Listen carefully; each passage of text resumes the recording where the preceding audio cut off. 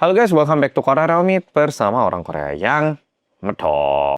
Oke, follow-follow, di video kali ini aku mau membahas ini kenapa cowok ini menjadi begitu rame dan kenapa cowok yang berusia 24 tahun ini hingga melakukan pembunuhan kepada seorang anak remaja yang masih berusia 17 tahun ataupun 18 tahun. Langsung kita mulai. Oke, pembunuh yang aku tunjukkan ini dia bernama Jang Yoon-gi, kelahiran tanggal 26 November tahun 2002. Jadi bisa dibilang di tahun 2026 ini cowok ini memasuki usia 24 tahun. Dia ini lahir dan juga tumbuh besar di kota Gwangju, dan di Korea itu ada dua kota Gwangju, yang satu dekat Seoul, yang satu jauh dari Seoul. Nah, kota Gwangju yang tak maksud di video kali ini adalah kota Gwangju yang jauh dari kota Seoul. Sedikit background tentang si pembunuh, dia ini berasal dari keluarga yang biasa. Bukan keluarga yang miskin banget, bukan juga dari keluarga yang kaya raya. Mama papanya pun ya merupakan orang yang biasa. Tapi satu hal yang menarik, Jang Yoon-gi ini berhenti sekolah di saat dia duduk di bangku SMP. Tapi di Korea, pendidikan wajib itu hingga SMP, sehingga sebenarnya untuk keluar dari SMP itu tidak mudah, namun ini tetap bisa dilakukan kalau misalnya si pelajar ini bisa menunjukkan kepada sekolah ataupun pihak pendidikan apa yang dia mau lakukan, apakah dia ini mau homeschooling atau dia punya cita-cita lain.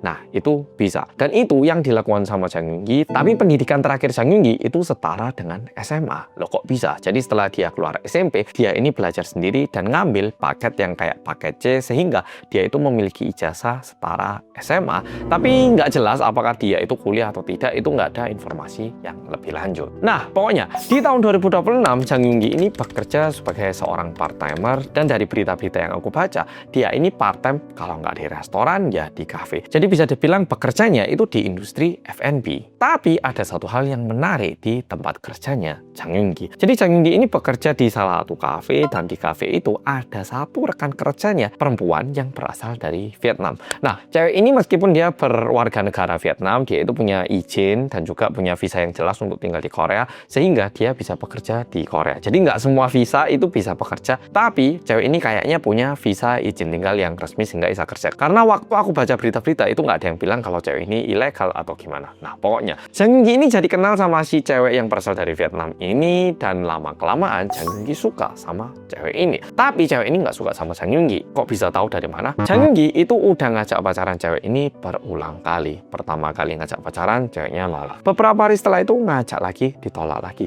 Ngajak lagi, ditolak lagi. Ngajak lagi, ditolak lagi. Dan setelah hal ini terjadi berulang kali, cewek ini mulai tidak nyaman untuk bekerja di kafe itu karena Jang Yoon-gi itu mungkin dari tatapannya ataupun kayak maksa untuk pacaran. Jadi meskipun si cewek ini sebenarnya nggak bersalah, tapi dia mulai ngerasa nggak nyaman untuk bekerja di tempat itu, sehingga memutuskan untuk resign ataupun keluar dari kafe itu. Jang Yoon-gi yang jadi tahu kalau cewek yang dia suka ini berhenti bekerja dari kafe, mungkin dia ngerasa, loh kok cewek ini mau kabur dari aku? Dan di situ dia mulai mikir, kalau misalnya cewek ini nggak bisa tak miliki, nggak boleh cowok lain mendapati cewek ini. Sehingga Jang Yoon-gi ini jadi marah. Dan kejadian pertama yang terjadi adalah tanggal 3 Mei tahun 2026. Pukul 2 subuh hari, Jang Yoon-gi mendatangi tempat tinggal cewek itu. Dia datangi, dia masuk ke dalam rumahnya, mungkin dia bilang mau ngomong atau gimana, lalu dia memperkosa rekan kerjanya, mantan rekan kerjanya. Di subuh hari, Jang Yoon-gi melakukan kejahatan seperti itu, dan setelah selesai memperkosa, Jang Yoon-gi keluar meninggalkan cewek itu seolah-olah tidak terjadi apa-apa. Dan mungkin setelah Jang Yoon-gi memperkosa cewek itu, mungkin dia merasa kayak happy atau gimana, tapi beberapa jam setelah itu, Jang Yoon-gi mulai merasa, kalau ini ketahuan gimana yo? Kalau nanti cewek ini melaporkan hal ini ke polisi gimana yo? Orang tua aku jadi tahu, teman-temanku jadi tahu, orang sekitarku jadi tahu. Wah, ini kayaknya bisa jadi masalah ini.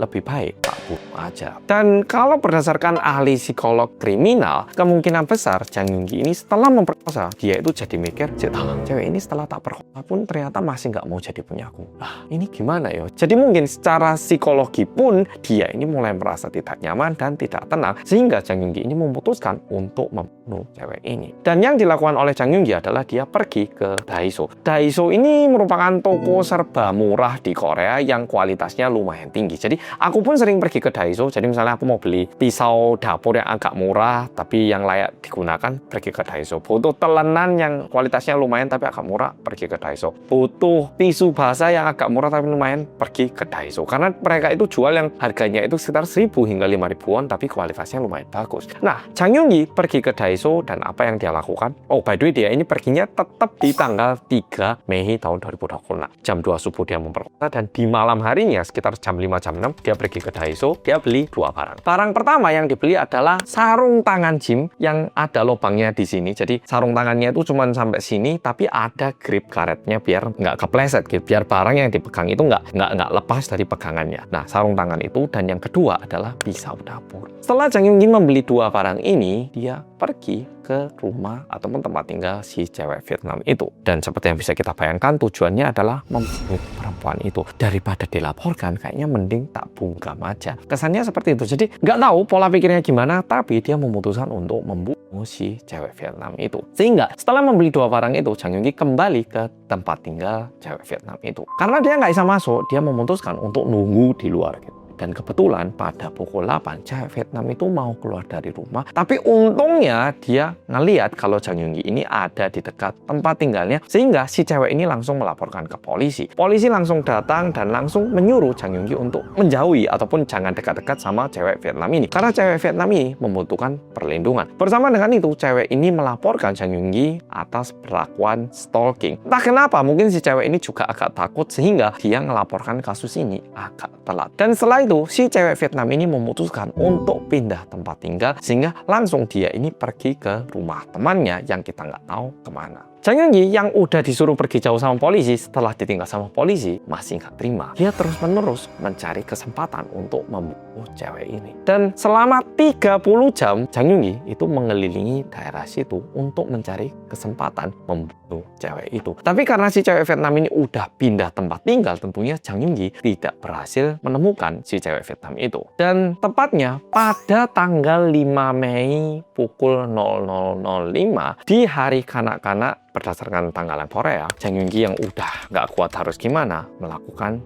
aksi pembunuhan. Nah, pembunuhan yang dilakukan Jang Yonggi ini bagaimana? Jadi pada tanggal 4 Mei di malam hari, dia itu lagi keliling-keliling karena udah nggak bisa nemu si cewek Vietnam ini. Dia nyari korban lain yang bisa dia jadikan korban. Kalau berdasarkan kepolisian, Jang Yonggi itu bilangnya dia mau diri, dan untuk aku diri, aku nyari orang yang bisa tak ajak pulang bareng. Dan kebetulan ada cewek yang lewat, nah itu yang tak pilih kalau berdasarkan Jang Yonggi. Jadi di tanggal 4 Mei malam hari itu, Jang Yonggi keliling-keliling dan kebetulan ada satu cewek yang jalan sendiri pulang ke rumah. Cewek yang lagi jalan sendiri ini merupakan anak perempuan. Di berita itu ada yang bilang usia 17 tahun, ada yang bilang 18 tahun. Jadi kalau berdasarkan dugaanku, berusia 18 tahun di tahun ini tapi belum ulang tahun. Dan remaja berusia 18 tahun ini memiliki impian untuk menjadi paramedis. Nah, pokoknya remaja ini lagi pulang ke rumahnya sendiri dan Jang Yonggi melihat kayaknya cewek ini bisa tak jadikan korban. Dia ikuti sekitar 10 hingga 15 menitan dan setelah memastikan kalau cewek ini udah memasuki daerah yang nggak ada CCTV, Jang Yonggi langsung mendatangi cewek itu dan membunuh menggunakan pisau yang udah dia siapkan. By the way, Jang Yonggi itu sebenarnya beli 2 pisau dan 1 yang digunakan. Satunya itu masih ditinggalkan di dalam mobilnya. Namun, satu hal yang menarik di sini, saat Jang Yonggi membunuh perempuan itu, sebenarnya di sebelahnya, bukan di sebelahnya, di dekatnya itu juga ada satu anak remaja laki-laki. Cowok ini kebetulan lagi telepon sama temennya dan melihat adegan korban itu di sama Jang Yonggi. Awalnya cowok ini mikir, loh itu pasangan dah, mereka itu pacarannya lagi berantem lah. Nah, cowok ini awalnya mikir kayak gitu, sehingga waktu dia telepon, dia bilang ke temennya, ya ini kayaknya ada yang berantem ini, sisi bentar ya gitu. Dan nggak lama setelah itu, cewek yang lagi telepon sama cowok ini mendengar jeritan si korban yang bilang, minta tolong. Dan langsung si cowok ini bilang, sik ya, teleponnya dimatikan, dan dia berusaha membantu cewek itu. Tapi sayangnya cowok ini nggak berhasil membantu, karena ketika dia mendatangi cewek itu, Jang Yonggi langsung menyerang balik cowok itu menggunakan pisau, sehingga cowok itu pun mengalami luka parah di tangannya. Dan setelah itu Jang Yonggi langsung kembali ke mobilnya dan melarikan diri ke sebuah taman yang berjarak sekitar 1 km. Dan cowok yang berada di dekat korban itu, dia telepon lagi ke temennya terus bilang, kayaknya cewek yang barusan ditusuk sama pisau, darahnya banyak banget. Nah, berkat itu ambulans juga datang dan langsung polisi juga pergi ke tempat itu. Tapi sayangnya cewek itu tidak berhasil diselamatkan sehingga meninggal di tempat itu. Sehingga si cowok ini langsung dipindahkan ke rumah sakit dan mendapatkan pengobatan. Nah, korbannya kayak gitu dan apa yang dilakukan sama Jang Yong Gi? Jang Yong Gi pergi ke taman yang berjarak 1 km seperti yang aku bilang tadi. Mobilnya dia parkir di situ. Pisau yang dia gunakan dia lempar di kayak satu got gitu. Setelah buang pisau, Jang Yong Gi mikir, "Salah, ini aku udah bersih belum ya?" Dan waktu dia cek bajunya, ada cipratan darah tentunya di baju, jaket gitu, sama di bagian lengannya sini. Yang dilakukan sama Jang Yong Gi apa? Dia pergi ke WC publik, dia cuci dulu tangan sama bagian lengannya biar darahnya nggak ada. Setelah dia cuci tangan sama pergelangan tangannya, yang dilakukan sama Jang Yong Gi adalah dia matikan HP-nya dan HP yang dia gunakan ini langsung dia buang dan dia ganti dengan HP satunya lagi. Dan setelah itu dia naik taksi dan pergi ke tempat lain yang ada laundry coin. Dan tentunya untuk menutupi identitasnya, biaya yang harus dia bayarkan ke supir taksinya ini dia bayar menggunakan uang cash. Karena kalau pakai kartu ataupun pakai HP bakal ada jejaknya ya toh. Nah, sesampainya di situ, dengan sangat santai berdasarkan pemilik laundry coin yang punya CCTV, pemilik CCTV-nya itu ngelihat ada satu cowok datang, lalu dia lepas jaketnya dicuci. Nah, sambil nunggu jaketnya dicuci, dia itu katanya tiduran pakai bantal, nyaman banget. Dan setelah selesai dicuci, jaketnya ini dia pakai kembali, lalu pergi meninggalkan tempat itu. Dan yang lebih mengejutkan, saking nyantainya, di saat dia lagi nunggu cuciannya itu dicuci, dia ini masih sempet-sempetnya nge-vape. Terkesan kayak tidak ada rasa bersalah ataupun rasa kayak wah aku habis orang ini gimana ya? Terkesan gak ada penyesalan sama sekali. Dan setelah itu nggak tahu gimana kebetulan Jang Yong Gi itu katanya pernah sempat nyari tempat tinggal dan dia ini jadi tahu satu tempat yang lagi kosong waktu itu. Jadi kalau berdasarkan agen properti, Jang Yong Gi itu sempat nyari tempat tinggal dan kebetulan Jang Yong Gi pernah diajak ke satu tempat tinggal yang lagi kosong padahal sebenarnya lagi disewa orang. Jadi lagi disewa orang tapi orangnya nggak tinggal di situ. Nah, Jang Yong Gi yang tahu tempat itu setelah melakukan pembunuhan dia pergi ke sana dan istirahat biar tidak bisa dicari sama polisi. HP-nya juga udah ganti dan HP lamanya udah dimatikan. Pisau yang dia gunakan udah dibuang, sedangkan bajunya yang terkena darah itu udah dicuci. Tapi kejadiannya ini kan terjadi di tahun 2026 ya, atau sama kejadian pembunuhan yang dilakukan sama cewek muda di Seoul yang kemarin itu. CCTV juga ada di mana-mana dan juga semua jejak digital itu tersisa. Sehingga 11 jam setelah itu Jang Yong Gi berhasil ditangkap sama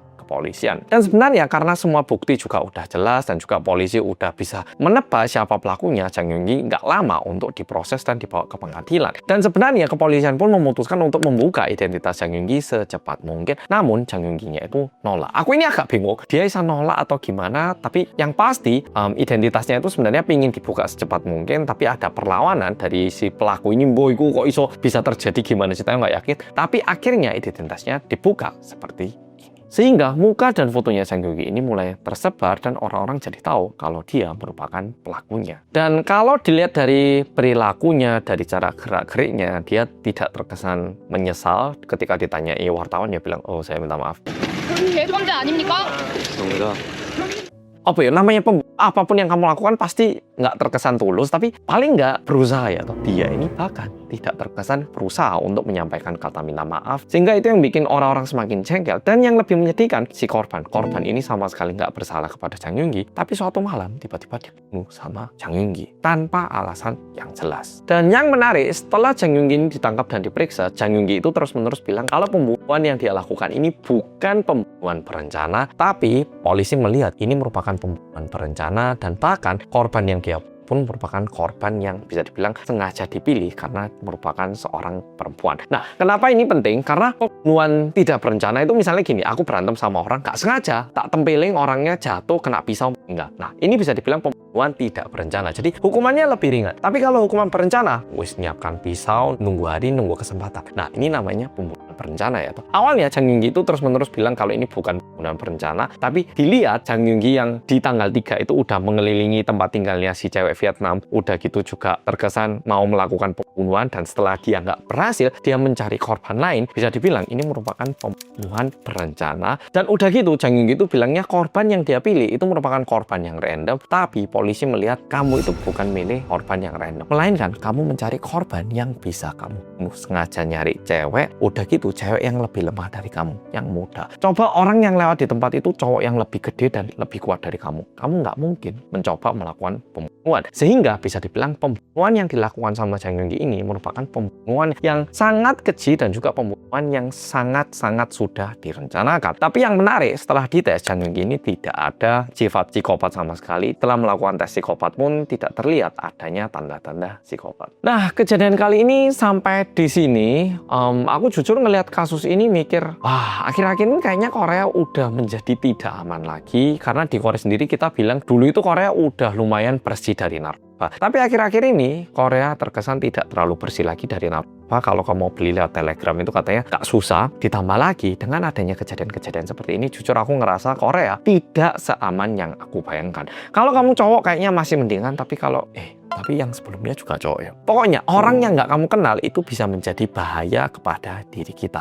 Itu yang aku rasakan. Jadi buat polo-polo yang juga liburan ke Korea, kalau bisa pergilah ke tempat-tempat yang banyak orang. Jangan terlalu pergi ke tempat yang sepi. Karena memang Korea ini tergolong tempat yang aman. Kamu lihat data secara internasional, Korea ini tergolong negara yang aman. Tapi jangan sampai kita menjadi korban yang ada di persentase kecil itu. Oke polo-polo, video kali ini sampai di sini. Dan bersama dengan ini aku juga turut berduka cita atas meninggalnya korban. Dan sedikit informasi sebelum aku menutup video kali ini, setelah tim paramedis tahu kalau korban ini memiliki impian untuk menjadi tim paramedis Gwangju juga pergi mengunjungi korban dan juga meletakkan satu seragam tim paramedis dengan harapan si korban bisa pulang dengan hati yang tenang. Oke polo-polo, video kali ini sampai di sini. Makasih.